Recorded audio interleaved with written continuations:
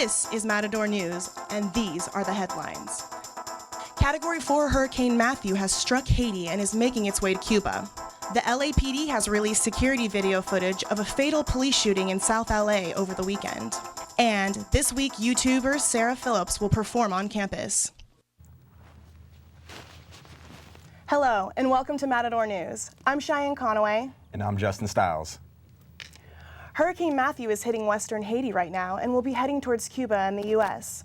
Florida's Governor Rick Scott has issued a state of emergency for every county in the state. Hurricane Matthew is a deadly Category 4 hurricane and is approaching Florida.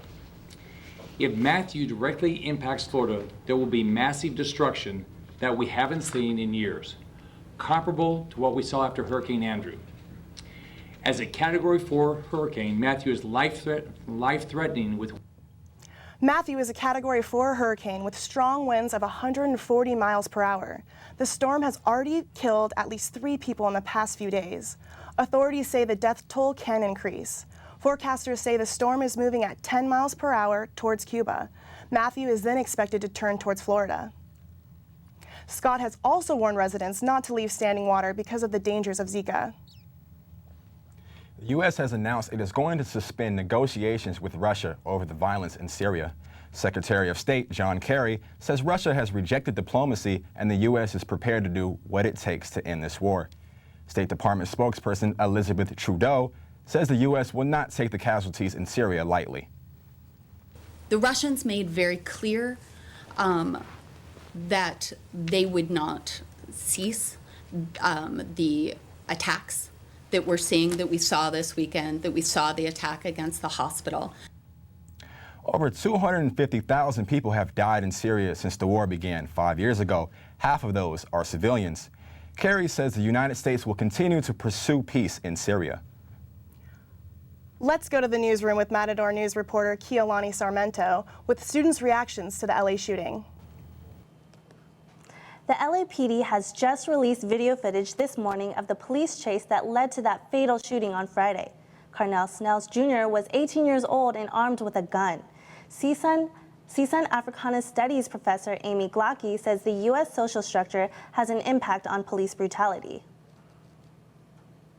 So what's happening now throughout the country is you have these police officers who are acting in the best interest of racism and white supremacy and exterminating, lynching, and murdering black men and black women for what they consider like the greater good, which is trying to keep black people and people in place. CSUN students viewed the video for the first time and said they believe the gun had a lot to do with why the police released the video. I think they released the video because the dude had a gun in his hand to show that the cops are actually doing their job and they want to protect their safety. But in most case scenarios, the guy doesn't really have a gun on him. It definitely should be released to the public. Snell's death sparked peaceful protest in Southern California over the weekend. Protesters say they were planning to rally at the LA Police Commission meeting today. No comment from Snell's family yet. Back to Justin in the studio. Donald Trump's campaign manager says Trump has paid hundreds of millions of dollars in taxes over the span of decades. Trump's campaign manager, Kellyanne Conaway, says Trump has paid an excess amount in payroll, real estate, property, and state taxes. The New York Times reported Trump claimed a loss of $916 million in one single year on his personal taxes. This could have allowed him to avoid federal income taxes for nearly 2 decades. Trump's campaign has not denied the report, but they are also refusing to release any further returns. The 2016 Nobel Prize in Physics has been awarded in Stockholm, Sweden. 3 British physicists working at various U.S. universities studied the secrets of exotic matter. The Nobel Foundation says this year's laureates opened the door on an unknown world where matter can assume strange states. This research can be useful when it comes to the next generation of electronics and superconductors. The $8 million Swedish krona prize was divided between the 3 laureates, David Thales, F. Duncan Haldane, and J. Michael Kostolets. Pope Francis has visited the earthquake survivors in the Italian town of Amatrice. The town was partially destroyed by a 6.2 earthquake in August. Accompanied by a bishop, the Pope visited a school where he interacted with students. He prayed in front of the remains. As he walked off, he blessed the survivors. Americans remain divided when it comes to thoughts of climate change. A poll released Tuesday by the Pew Research Center says party identification is one of the strongest predictors of individual views when it comes to climate change. The study says just over a third of Americans say they care a great deal about climate change. Of the Americans, about 3/4 are Democrats and the other 1/4 are Republicans. Let's go to Yesenia Burgara with the latest in business. Thank you, Justin. Google has unveiled its first branded smartphone named Pixel and Pixel XL. This morning, Pixel phones will have 5.5-inch displays. They will carry the highest rated rear camera and provide free unlimited storage for full resolution images and videos. 15 minutes will charge the phone for up to 7 hours.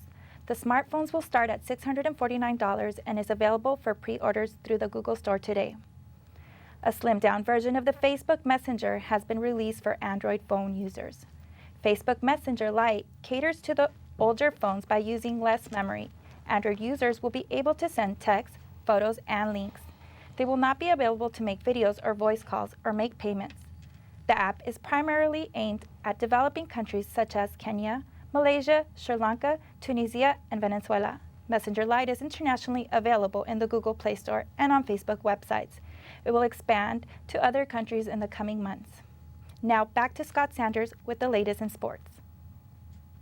The Minnesota Vikings remain undefeated after defeating the New York Giants in the Monday night game.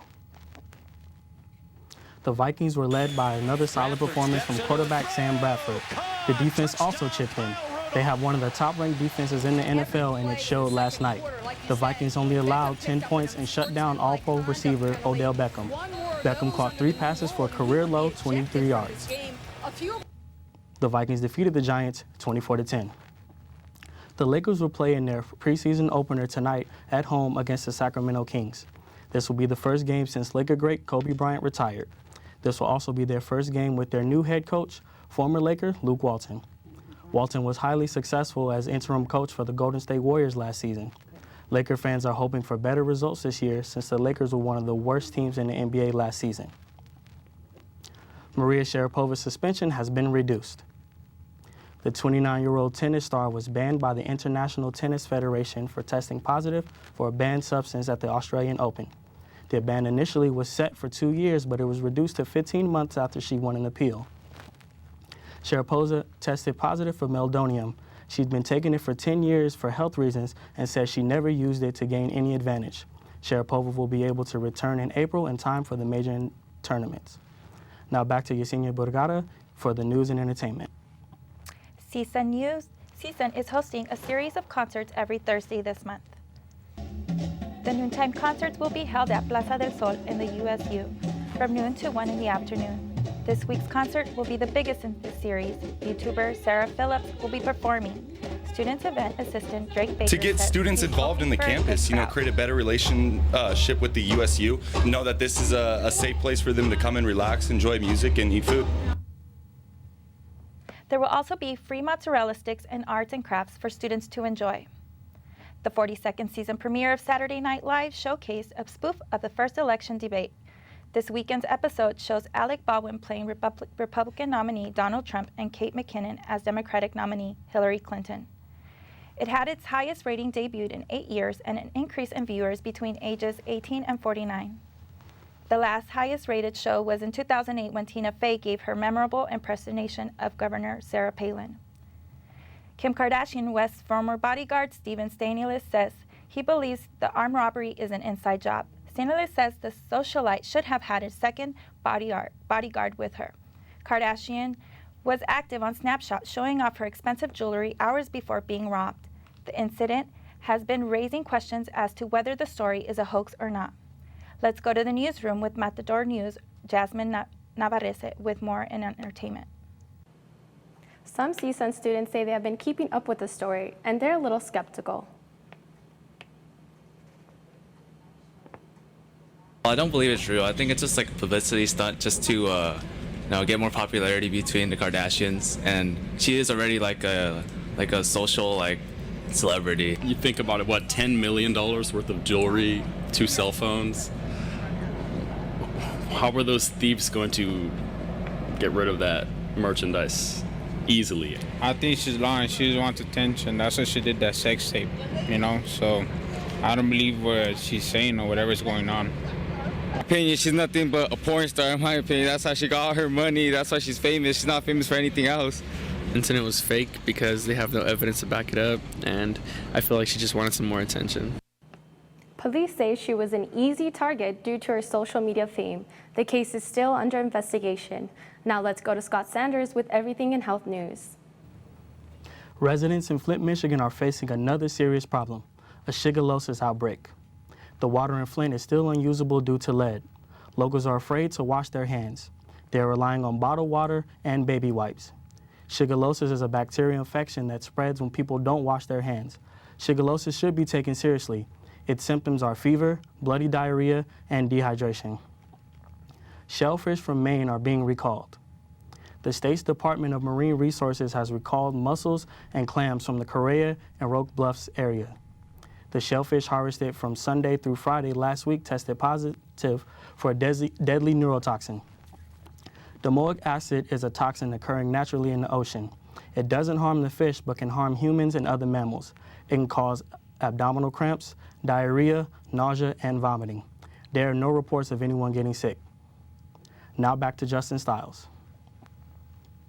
Thanks for watching Matador News. I'm Justin Stiles. I'm Cheyenne Conaway. I'm Scott Sanders. And I'm Yesenia Burgara.